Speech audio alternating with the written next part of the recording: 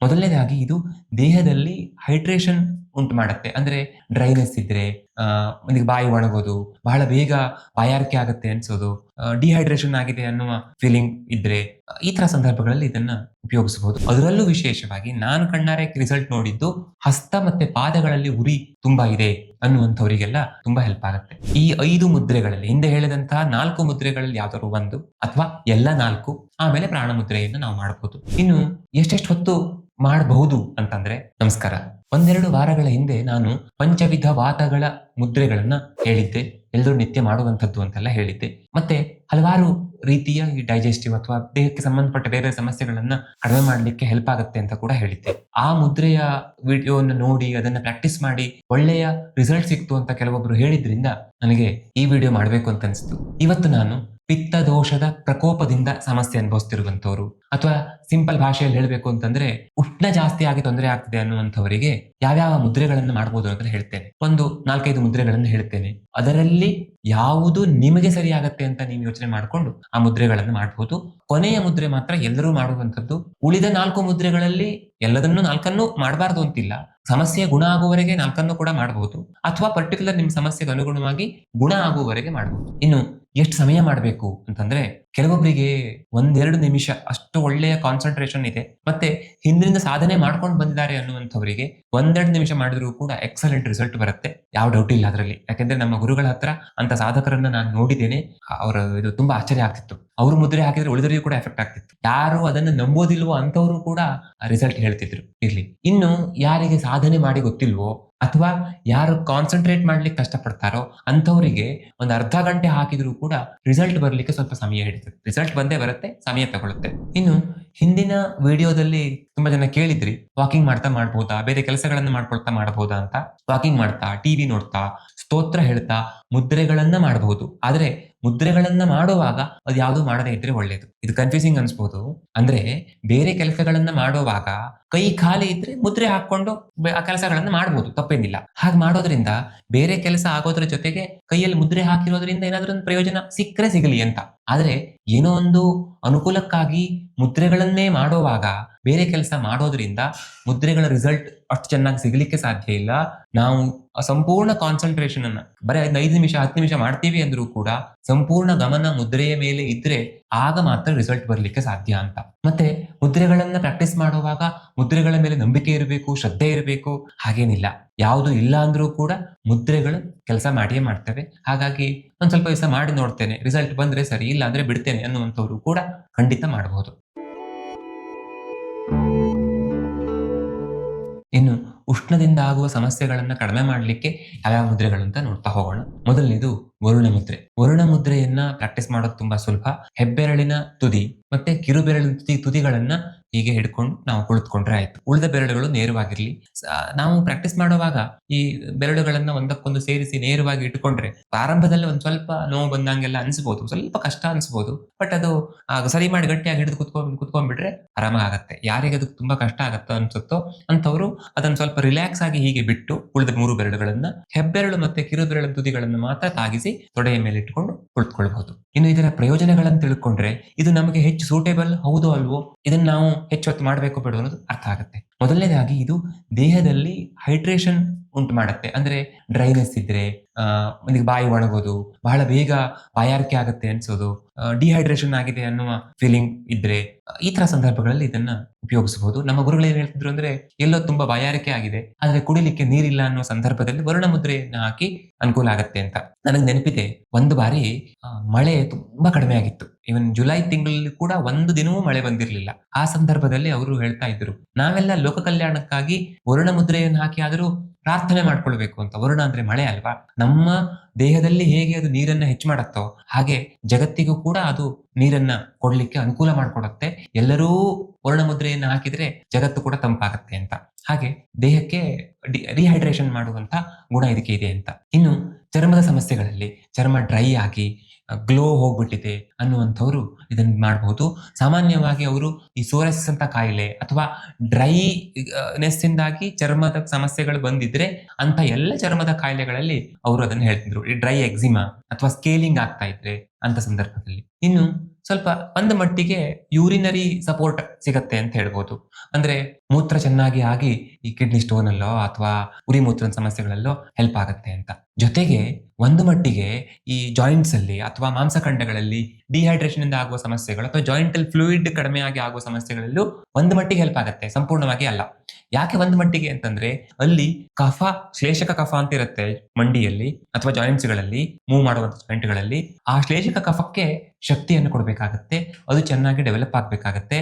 ಹಾಗಾಗಿ ಕೇವಲ ನಾವು ವರ್ಣ ಮುದ್ರೆಯನ್ನು ಹಾಕಿದ್ರೆ ಸಾಕಾಗುತ್ತಿಲ್ಲ, ಅದಕ್ಕೆ ಬೇರೆ ಮುದ್ರೆಗಳನ್ನು ಕೂಡ ಹಾಕಬೇಕಾಗಬಹುದು. ಇನ್ನು ಡೈಜೆಷನ್ ಅಲ್ಲಿ ಕೂಡ ಈಗ ಗಂಟಲು ಒಣಗೋದು, ಬಾಯಿ ಒಣಗೋದ್ರಿಂದ ಹಿಡಿದು ನಮ್ಮ ಮಲ ಒಣಗೋದು ಸಮಸ್ಯೆವರೆಗೂ ಕೂಡ ಇದು ಹೆಲ್ಪ್ ಆಗುತ್ತೆ ಅಂತ. ಹಾಗಾಗಿ ಯಾರಿಗೆ ಮೋಷನ್ ಗಟ್ಟಿ ಆಗುತ್ತೆ ಅಂತ ಅನ್ಸುತ್ತೋ, ಹೊಟ್ಟೆ ಎಲ್ಲ ಡ್ರೈ ಅನ್ಸುತ್ತೋ ಅಂತವರು ಕೂಡ ಇದನ್ನ ಹಾಕಬಹುದು.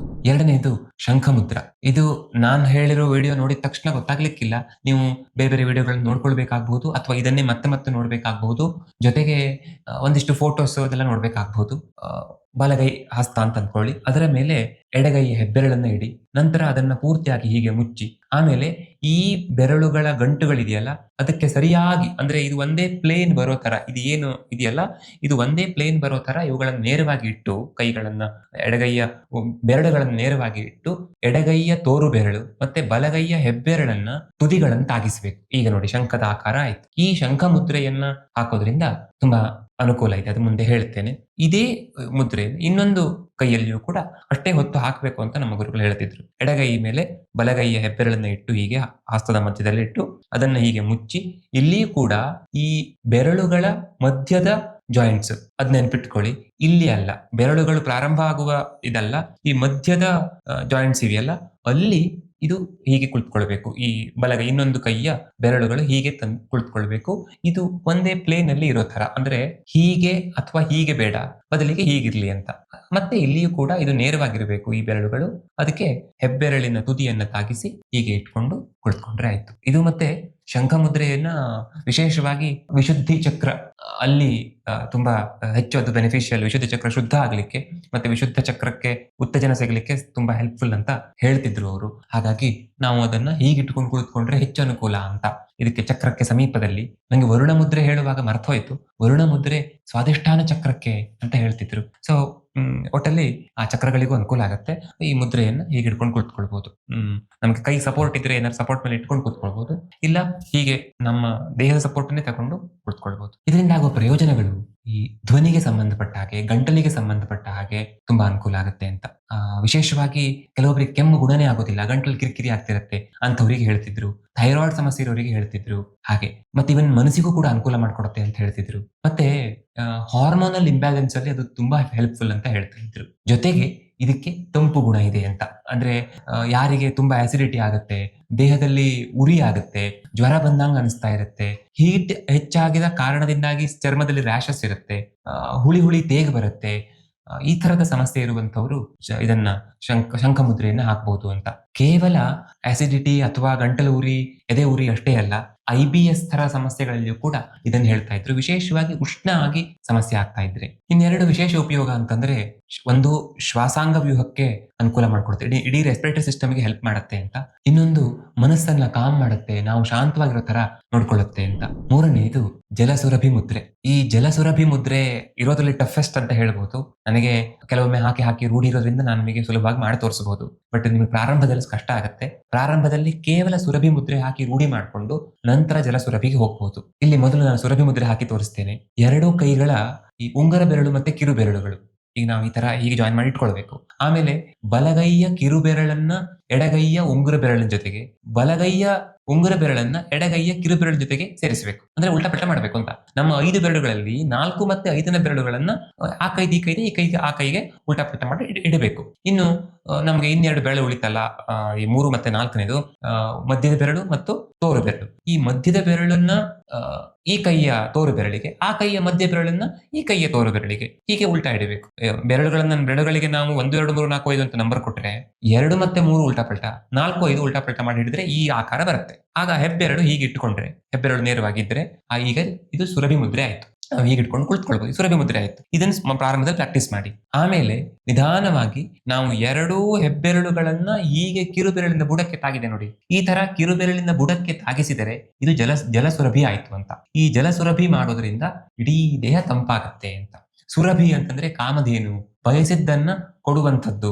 ಬಹಳಷ್ಟು ಬಾರಿ ಪ್ರಾರ್ಥನೆ ಮಾಡಿಕೊಳ್ಳುವಾಗ ಸುರಭಿ ಮುದ್ರೆಯನ್ನ ಹಾಕಿ ಪ್ರಾರ್ಥನೆ ಮಾಡಿಕೊಂಡ್ರೆ ಸಿದ್ಧಿ ಆಗುತ್ತೆ ಅಂತೆಲ್ಲ ಹೇಳ್ತಾರೆ. ಹಾಗಾಗಿ ಅದು ತುಂಬಾ ಹೆಲ್ಪ್ಫುಲ್ ಆಗಿರುವಂತದ್ದು. ಅದರ ಒಂದು ರೂಪ ಇದು ಜಲಸುರಭಿ. ಇದನ್ನ ಮಾಡೋದ್ರಿಂದ ಇನ್ಸ್ಟೆಂಟ್ ಆಗಿ ರಿಸಲ್ಟ್ ಸಿಗತ್ತೆ ಅಂತ ಅದನ್ನ ಅವ್ರು ಹೇಳ್ತಿದ್ರು. ನಿಮ್ಗೆ ಈಗ ಯಾರೋ ಶಿಷ್ಯರು ಬಂದವರು ನನಗೆ ಏನೋ ಉಷ್ಣ ಆಗ್ತಿದೆ ಅಥವಾ ಸೆಕೆ ಅಂತ ಹೇಳಿದ್ರೆ ಹಾಕು ಜಲಸುರಭಿ ಅಂತ ಹೇಳ್ತಿದ್ರು. ಸೊ ಜಲಸುರಭಿ ಹಾಕಿದ ತಕ್ಷಣ ಕೂಲಿಂಗ್ ಎಫೆಕ್ಟ್ ಸಿಗುತ್ತೆ ಅಂತ. ವಿಶೇಷವಾಗಿ ಇಡೀ ದೇಹದಲ್ಲಿ ಉರಿ ಉರಿ ಉರಿ ಅಂತ ಹೇಳುವಂತವ್ರು ಅಥವಾ ಹೊಟ್ಟೆ ಉರಿ ಸಿಕ್ಕಾಪಟ್ಟೆ ಇದೆ ಅಂತ ಹೇಳುವಂತವ್ರು, ಅದರಲ್ಲೂ ವಿಶೇಷವಾಗಿ ನಾನು ಕಣ್ಣಾರೆ ರಿಸಲ್ಟ್ ನೋಡಿದ್ದು ಹಸ್ತ ಮತ್ತೆ ಪಾದಗಳಲ್ಲಿ ಉರಿ ತುಂಬಾ ಇದೆ ಅನ್ನುವಂಥವರಿಗೆಲ್ಲ ಈ ಜಲಸುರಭಿ ತುಂಬಾ ಹೆಲ್ಪ್ ಆಗುತ್ತೆ. ಇನ್ನು ಕಿಡ್ನಿ ಫಂಕ್ಷನ್ ಅಲ್ಲಿಯೂ ಕೂಡ, ಕಿಡ್ನಿ ಅನ್ನೋದಕ್ಕಿಂತ ಇಡೀ ಯೂರಿನರಿ ಸಿಸ್ಟಮ್, ಕಿಡ್ನೀಸ್, ಬ್ಲಾಡರ್, ಈ ಯುರೇತ್ರ, ಅದೆಲ್ಲ ಇಡೀ ಯೂರಿನರಿ ಸಿಸ್ಟಮ್ ಅನ್ನು ಕೂಲ್ ಮಾಡ್ಲಿಕ್ಕೆ ಹೆಲ್ಪ್ಫುಲ್ ಅಂತ. ಕೂಲ್ ಮಾಡ್ಲಿಕ್ಕೆ ಅಂತ ನಿಮ್ಗೆ ಅರ್ಥ ಆಗೋ ರೀತಿಯಲ್ಲಿ ಹೇಳ್ತಿರೋದು ನಾನು. ಅವು ಸುಸ್ಥಿತಿಯಲ್ಲಿ ಇರ್ಲಿಕ್ಕೆ ಹೆಲ್ಪ್ ಆಗುತ್ತೆ ಅಂತ. ಆದ್ರೆ ಅವುಗಳಿಗೆ ಸಂಬಂಧಪಟ್ಟ ಸಮಸ್ಯೆಗಳಿದ್ರೆ ಆಗ ನೀವು ಒಬ್ಬ ಒಳ್ಳೆಯ ತಜ್ಞರ ಹತ್ರ ಕೇಳ್ಕೊಂಡು ಮಾಡಿಕೊಳ್ಬೇಕು. ಇದೆಲ್ಲ ನಾನೀಗ ಹೇಳ್ತಾ ಇರೋದು ಇಡೀ ದೇಹಕ್ಕೆ ಸ್ವಲ್ಪ ತಂಪು ಮಾಡ್ಲಿಕ್ಕೆ ಯಾವ್ಯಾವ ಮುದ್ರೆಗಳು ಹೆಲ್ಪ್ಫುಲ್ ಅಂತ. ಪರ್ಟಿಕ್ಯುಲರ್ಲಿ ನಿಮ್ಗೆ ಯಾವುದೋ ಒಂದು ಗಂಭೀರವಾದ ಕಾಯಿಲೆ ಇದೆ ಅಂತಾದ್ರೆ ಆಗ ನೀವು ಸಲಹೆ ತಗೊಂಡು ಯಾವ್ದು ಸರಿ ಅಂತ ತಿಳ್ಕೊಂಡು ಮಾಡ್ಕೊಳ್ಬೇಕು. ಇನ್ನು ಸಹಜವಾಗಿ ಆಸಿಡಿಟಿಯ ಸಮಸ್ಯೆಯಲ್ಲಿಯೂ ಕೂಡ, ವಿಶೇಷವಾಗಿ ಯಾರಿಗೆ ಉರಿ ಆಗುತ್ತೆ, ಹುಳಿ ತೇಗ್ ಬರುತ್ತೆ, ವಾಪಸ್ ಬಂದಂಗ ಆಗುತ್ತೆ ಅಂಥವ್ರಿಗೆ ತುಂಬಾ ಹೆಲ್ಪ್ಫುಲ್. ಸುರಭಿ ಮುದ್ರೆಯೇ ಡೈಜೆಷನ್ಗೆ ತುಂಬಾ ಹೆಲ್ಪ್ಫುಲ್ ಅಂತ ಅವ್ರು ಹೇಳ್ತಾ ಇದ್ರು. ಇನ್ನು ಅದರಲ್ಲಿಯೂ ಜಲಸುರಭಿ ವಿಶೇಷವಾಗಿ ಡೈಜೆಷನ್ ನಲ್ಲಿ ಪಿತ್ತ ಜಾಸ್ತಿ ಆಗಿ ತೊಂದರೆ ಆಗ್ತಾ ಇರುತ್ತಲ್ಲ ಅಂಥವರಿಗೆ ಹೆಲ್ಪ್ಫುಲ್ ಅಂತ. ಜಲಸುರಭಿ ಹಾಕೋದ್ರಿಂದ ಡೈಜೆಷನ್ ಚೆನ್ನಾಗಾಗತ್ತೆ ಅಂತಲ್ಲ, ಆ ಉರಿ ಕಡಿಮೆ ಆಗುತ್ತೆ ಅಂತ. ಮತ್ತೆ ಇದು ರಕ್ತ ಶುದ್ಧಿಯನ್ನು ಮಾಡುತ್ತೆ. ರಕ್ತದಲ್ಲಿ ಪಿತ್ತದ ಉಷ್ಣಗುಣ ವೃದ್ಧಿ ಆಗೋದ್ರಿಂದ ಆಗುವ ಸಮಸ್ಯೆಗಳಿಗೆ ಇದು ತುಂಬಾ ಹೆಲ್ಪ್ಫುಲ್ ಅಂತ. ಮತ್ತೆ ಇದು ನಮಗೆ ಎಮೋಷನಲ್ ಪ್ರಾಬ್ಲಮ್ಸ್, ಸಿಕ್ಕಾಪಟ್ಟೆ ಸಿಟ್ಟು ಬರುತ್ತೆ, ಸಣ್ಣದಕ್ಕೂ ಕಿರಿಕಿರಿ ಆಗುತ್ತೆ, ಅಂದ್ರೆ ನಾವು ಅಷ್ಟು ಹೀಟ್ ಆಗೇ ಇರ್ತೇವೆ ಅನ್ನೋ ತರ ಆಗಿದ್ರೆ, ಯಾವಾಗ್ಲೂ ಬಿಸಿ ಆಗಿರ್ತಾನೆ ಅಂತ ಹೇಳ್ತಾರಲ್ಲ ಮಾನಸಿಕವಾಗಿ, ಆ ತರ ಆಗಿದ್ರೆ, ಪೇಷನ್ಸ್ ತುಂಬಾ ಕಡಿಮೆ ಅನ್ನೋ ತರ ಆಗಿದ್ರೆ, ಚಡಪಡಿಸ್ಕೊಳ್ತಿರ್ತೇವೆ ಅಂತ ಆದ್ರೆ ಆಗ ಕೂಡ ಇದು ತುಂಬಾ ಹೆಲ್ಪ್ಫುಲ್. ನಾಲ್ಕನೆಯದು ಚಿನ್ಮುದ್ರಾ ನೇರವಾಗಿ ಏನೋ ದೇಹ ತಂಪು ಮಾಡುತ್ತೆ ಅಂತ ಅಲ್ಲದೆ ಹೋದ್ರೂ ಕೂಡ ಮನಸ್ಸನ್ನ ತಂಪು ಮಾಡುವ ಕಾರಣದಿಂದಾಗಿ ತುಂಬಾ ಹೆಲ್ಪ್ಫುಲ್ ಅಂತ. ಇವತ್ತು ಎಷ್ಟೋ ಜನರಿಗೆ ಈ ತರ ಸಮಸ್ಯೆಗಳು ಬರ್ಲಿಕ್ಕೆ ಮನಸ್ಸು ಕಾರಣ. ನಾನು ಹಲವಾರು ಬಾರಿ ಹೇಳ್ತೇನೆ, ಹಾಗೆ ಡ್ರಿಂಕ್ಸ್ ಮಾಡೋರಿಗೆ ಲಿವರ್ ಹಾಳಾಗತ್ತೆ, ಸಿಗರೇಟ್ ಸೇದುವವರಿಗೆ ಲಂಗ್ಸ್ ಹಾಳಾಗುತ್ತೆ, ಆದ್ರೆ ಚಿಂತೆ ಮಾಡುವವರಿಗೆ ಇಡೀ ದೇಹ ಹಾಳಾಗತ್ತೆ ಅಂತ. ಹಾಗಾಗಿ ನಾವು ಆದಷ್ಟು ಕೂಲ್ ಆಗಿರ್ಲಿಕ್ಕೆ ಪ್ರಯತ್ನ ಮಾಡ್ಬೇಕಲ್ವಾ. ಅದಕ್ಕೆ ಚಿನ್ಮುದ್ರೆ ತುಂಬಾ ಹೆಲ್ಪ್ ಆಗುತ್ತೆ. ಮನಸ್ಸು ಕೂಲ್ ಆಗಿದ್ರೆ ದೇಹ ಕೂಲ್ ಮಾಡ್ಕೊಳ್ಳೋದು ಕಷ್ಟದ ಕೆಲಸ ಅಲ್ಲ. ಹಾಗಾಗಿ ಚಿನ್ಮುದ್ರೆ ಖಂಡಿತ ಮಾಡ್ಬೋದು. ಚಿನ್ಮುದ್ರೆ ಅಂತೂ ಎಲ್ಲರಿಗೂ ಗೊತ್ತಿದೆ, ಈಗ ಹಿಡ್ಕೊಂಡು ಕುಳಿತುಕೊಳ್ಳೋದು. ಅದನ್ನು ಉಲ್ಟಾ ಹಿಡಿದ್ರೆ ಜ್ಞಾನ ಮುದ್ರೆ ಅಂತ ಹೇಳ್ತಾರೆ. ಸೊ ಚಿನ್ಮುದ್ರೆಯನ್ನು ಹಾಕೊಂಡು ನಾವು ಕುಳಿತುಕೊಳ್ಬಹುದು. ಇದರಿಂದ ಕೇವಲ ಕೂಲಿಂಗ್ ಎಫೆಕ್ಟ್ ಸಿಗೋದು ಅಂತ ಅಷ್ಟೇ ಅಲ್ಲ, ಮೆಂಟಲ್ ಕೂಲಿಂಗ್ ಎಫೆಕ್ಟ್ ಸಿಗೋದಂದೇ ಅಲ್ಲ, ಬದಲಿಗೆ ನಮ್ಮ ಧಾರಣ, ಅಂದ್ರೆ ನಾವೇನಾದ್ರೂ ಗ್ರಹಿಸುವ ಶಕ್ತಿ, ಗ್ರಹಣ, ಧಾರಣ, ಸ್ಮರಣ, ಇದೆಲ್ಲದೂ ಚೆನ್ನಾಗಿರುತ್ತೆ ಅಂತ. ಗ್ರಹಿಸೋದು, ಅದನ್ನ ಇಟ್ಕೊಳ್ಳೋದು, ಮತ್ತೆ ಅದನ್ನ ಮತ್ತೆ ಬೇಕಾದಾಗ ವಾಪಸ್ ತೆಗೆದುಕೊಳ್ಳೋದು, ಇದೆಲ್ಲದೂ ಕೂಡ ಇದರಲ್ಲಿ ಆಗತ್ತೆ ಅಂತ. ಇದರಿಂದ ನಿದ್ರೆ ಚೆನ್ನಾಗಿ ಬರುತ್ತೆ. ಈಗ ನಿದ್ದೆ ಸರಿಯಾಗಿ ಬರೋದಿಲ್ಲ ಅನ್ನುವಂಥವ್ರು ವರುಣ ಮುದ್ರೆಯನ್ನು, ಶಂಖ ಮುದ್ರೆಯನ್ನು ಹಾಕಿ ಜೊತೆಗೆ ಚಿನ್ಮುದ್ರೆಯನ್ನು ಹಾಕಿದರೆ ಎಕ್ಸಲೆಂಟ್ ರಿಸಲ್ಟ್ ಬರುತ್ತೆ. ಯಾರಿಗೆ ಈ ಪಿತ್ತ ಜಾಸ್ತಿ ಆಗಿ ನಿದ್ರೆ ಬರಲ್ಲ ಅಂತ ಹೇಳ್ತಾರಲ್ಲ ಅಂಥವರಿಗೆ, ಉಷ್ಣತೆಯ ಕಾರಣದಿಂದ ನಿದ್ರೆ ಬರಲ್ಲ ಅನ್ನುವಂಥವರಿಗೆ ಇದು ಹೆಲ್ಪ್ ಆಗುತ್ತೆ. ಮತ್ತೆ ನಿದ್ರೆಯ ಗುಣಮಟ್ಟವನ್ನ ಕೂಡ ಹೆಚ್ಚು ಮಾಡುತ್ತೆ ಅಂತ. ಸೊ ಕ್ವಾಲಿಟಿ ಸ್ಲೀಪ್ ಅಂತ ಹೇಳ್ತೀವಲ್ಲ, ಅದು ಹೆಲ್ಪ್ ಆಗುತ್ತೆ, ಚೆನ್ನಾಗಿ ಸಿಗುತ್ತೆ. ಯಾರು ಮೆಡಿಟೇಷನ್ ಎಲ್ಲ ಮಾಡ್ತಾರೋ, ಯಾರಿಗೆ ಮನಸ್ಸು ಆದಷ್ಟು ಸಮಾಧಾನದಲ್ಲಿ ಇರಬೇಕು ಅಂತ ಅನ್ಸುತ್ತೋ ಎಲ್ಲರೂ ಚಿನ್ಮುದ್ರೆಯನ್ನು ನಿತ್ಯ ಮಾಡಬೇಕು ಅಂತ. ಯಾವ್ದು ಮಾಡ್ತೀವೋ ಬಿಡ್ತೀವೋ ಚಿನ್ಮುದ್ರೆಯನ್ನ, ಮತ್ತೆ ನಾನು ಮುಂದೆ ಹೇಳಲಿಕ್ಕಿರುವಂತ 5ನೆಯ ಮುದ್ರೆ ಪ್ರಾಣ ಮುದ್ರೆಯನ್ನ ನಾವು ನಿತ್ಯ ಮಾಡಬೇಕು ಅಂತ. ಪ್ರಾಣ ಮುದ್ರೆಯನ್ನ ಎಲ್ಲ ಮುದ್ರೆಗಳು ಮುಗಿದ ನಂತರ ಮಾಡ್ಬೇಕು ಅಂತ ಹೇಳ್ತಾರೆ. ಪ್ರಾಣ ಮುದ್ರೆಯನ್ನ ಇವತ್ತು ನಾ ಯಾಕೆ ಹೇಳ್ತಿದ್ದೇನೆ ಅಂತಂದ್ರೆ, ಪ್ರಾಣ ಮುದ್ರೆಯನ್ನ ಒಂದು ಎಲ್ಲ ಮುದ್ರೆಗಳು ಮುಗಿದ ನಂತರ ಮಾಡ್ಬೇಕು ಅನ್ನೋದು ಒಂದು. ಇನ್ನೊಂದು, ಪ್ರಾಣ ಮುದ್ರೆಯನ್ನ ಮಾಡೋದ್ರಿಂದ ಕೂಡ ದೇಹ ಸ್ವಲ್ಪ ತಂಪಾಗ್ಲಿಕ್ಕೆ ಹೆಲ್ಪ್ ಆಗುತ್ತೆ ಅಂತ. ಯಾಕೆಂದ್ರೆ ನಮ್ಮ ಶಕ್ತಿ ಹೆಚ್ಚಾಗತ್ತೆ, ಪ್ರಾಣ ಶಕ್ತಿ ಹೆಚ್ಚಾಗತ್ತೆ ಒಂದು. ಇನ್ನೊಂದು, ತಕ್ಕ ಮಟ್ಟಿಗೆ ನಮಗೆ ಈ ಪ್ರತ್ಯುತತ್ವ, ಜಲತತ್ವ ಎಲ್ಲ ಬ್ಯಾಲೆನ್ಸ್ ಆಗ್ಲಿಕ್ಕೆ ಹೆಲ್ಪ್ ಆಗುತ್ತೆ ಅಂತ. ಹಾಗಾಗಿ ನಾವು ಪ್ರಾಣ ಮುದ್ರೆಯನ್ನ ನಿತ್ಯ ಮಾಡಿದ್ರೆ ತುಂಬಾ ಹೆಲ್ಪ್ಫುಲ್. ಈ 5 ಮುದ್ರೆಗಳಲ್ಲಿ, ಹಿಂದೆ ಹೇಳಿದಂತಹ 4 ಮುದ್ರೆಗಳಲ್ಲಿ ಯಾವ್ದಾದ್ರು ಒಂದು ಅಥವಾ ಎಲ್ಲ 4, ಆಮೇಲೆ ಪ್ರಾಣ ಮುದ್ರೆಯನ್ನು ನಾವು ಮಾಡಬಹುದು. 4ನೇದು ಚಿನ್ಮುದ್ರೆ, ಅದನ್ನಂತೂ ಮಾಡ್ಲೇಬೇಕು ಅಂತ ಹೇಳಿದ್ನಲ್ಲ. ಸೊ ಚಿನ್ಮುದ್ರೆ, ಪ್ರಾಣ ಮುದ್ರೆ ಪಕ್ಕ, ಜಲಸುರಭಿ, ಶಂಖ ಮುದ್ರೆ, ವರುಣ ಮುದ್ರೆ, ಈ 3 ಮುದ್ರೆಗಳಲ್ಲಿ ನಿಮಗೆ ಯಾವ್ದು ಸರಿ ಅನ್ನೋದನ್ನ ಯೋಚನೆ ಮಾಡಿ ಆ ಮುದ್ರೆಯನ್ನ ಮಾಡಿ ನಂತರ 2 ಮುದ್ರೆಗಳನ್ನ ಮಾಡ್ಕೊಳ್ಬಹುದು. ಇನ್ನು ಎಷ್ಟೆಷ್ಟು ಹೊತ್ತು ಮಾಡಬಹುದು ಅಂತಂದ್ರೆ, ಚಿನ್ಮುದ್ರೆ, ಪ್ರಾಣ ಮುದ್ರೆಯನ್ನ ಎಷ್ಟು ಹೊತ್ತು ಬೇಕಾದ್ರೂ ಮಾಡಬಹುದು. 48 ನಿಮಿಷ ಮಾಡಿದ್ರೆ ಎಕ್ಸಲೆಂಟ್ ರಿಸಲ್ಟ್ ಸಿಗುತ್ತೆ ಅಂತ ಹೇಳ್ತಾರೆ. ಆದ್ರೆ ಉಳಿದ ಮುದ್ರೆಗಳನ್ನ ಹೆಚ್ಚಂದ್ರೆ ಒಂದ್ ದಿನಕ್ಕೆ 20 ನಿಮಿಷವರೆಗೆ ಮಾತ್ರ ಮಾಡಿ, ಅದು ಸಮಸ್ಯೆ ಪರಿಹಾರವಾಗುವವರೆಗೆ ಮಾತ್ರ ಮಾಡೋದು ಒಳ್ಳೆಯದು. ಇನ್ನೂ ಹೆಚ್ಚು ದಿನ ಮಾಡಬೇಕು ಅಂದ್ರೆ ಯೋಗ್ಯ ಗುರುಗಳ ಸಲಹೆ ಬೇಕು. ಮತ್ತೆ ನಿಮ್ಮ ಸಮಸ್ಯೆಗೆ ಬೇರೆ ಯಾವುದೂ ಮಾಡದೇನೆ, ಔಷಧಗಳನ್ನ ಮಾಡದೇನೆ, ಕೇವಲ ಮುದ್ರೆ ಮೇಲೆ ಡಿಪೆಂಡ್ ಆಗಿರ್ತೇನೆ ಹಾಗೆ ಮಾಡಬಾರ್ದು. ಮತ್ತೆ ಆಗ್ಲೇ ಹೇಳಿದ ಹಾಗೆ ಗಂಭೀರವಾದ ಸಮಸ್ಯೆ ಇದ್ರೆ ಆಗ ಮತ್ತೊಂದ್ಸರಿ ನಿಮ್ಮ ಸಮೀಪದಲ್ಲಿರೋ ಯಾರ ಹತ್ರ ವಿಚಾರಿಸಿಕೊಂಡು ತಿಳ್ಕೊಂಡು ಪ್ರಾಕ್ಟೀಸ್ ಮಾಡಬೇಕು ಅಂತ. ಮತ್ತೆ ದಯವಿಟ್ಟು ಮುದ್ರೆಗಳನ್ನ ಕಲೀಲಿಕ್ಕೆ ಅಂತ ನನಗೆ ಕಾಲ್ ಮಾಡಬೇಡಿ. ನಾನು ಅದರ ಎಕ್ಸ್ಪರ್ಟ್ ಅಲ್ಲ. ನಮ್ಮ ಗುರುಗಳು ಏನೇನು ಹೇಳ್ತಾ ಇದ್ರು, ಯಾರ್ಯಾರಿಗೆ ಅದರಿಂದ ಒಳ್ಳೊಳ್ಳೆ ಪ್ರಯೋಜನ ಸಿಕ್ಕಿತ್ತು ಅನ್ನೋದನ್ನ ನಾನು ನಿಮಗೆ ಹೇಳ್ತಾ ಇದ್ದೇನೆ. ಜೊತೆಗೆ ನಾನು ಆಗ ಪ್ರಾಕ್ಟೀಸ್ ಮಾಡೋದ್ರಿಂದ, ನನ್ನ ಫ್ಯಾಮಿಲಿ ಮೆಂಬರ್ಸ್ ನಾವೆಲ್ಲರೂ ಈ ತರ ಮುದ್ರಾ ಪ್ರಾಕ್ಟೀಸ್ ಮಾಡೋದ್ರಿಂದ ಆ ಒಂದು ಮಟ್ಟಿನ ಎಕ್ಸ್ಪೀರಿಯನ್ಸ್ ನಾನು ನಿಮಗೆ ಹೇಳ್ತಾ ಇದ್ದೇನೆ. ನಾನು ಅದರ ಎಕ್ಸ್ಪರ್ಟ್ ಅಲ್ಲ. ಹಾಗಾಗಿ ಅದನ್ನು ಕೂಡ ನೆನ್ಪಿಟ್ಕೊಳ್ಳಿ. ಮುಂದಿನ ವಿಡಿಯೋದಲ್ಲಿ ಮತ್ತೆ ಸಿಗೋಣ. ಧನ್ಯವಾದ.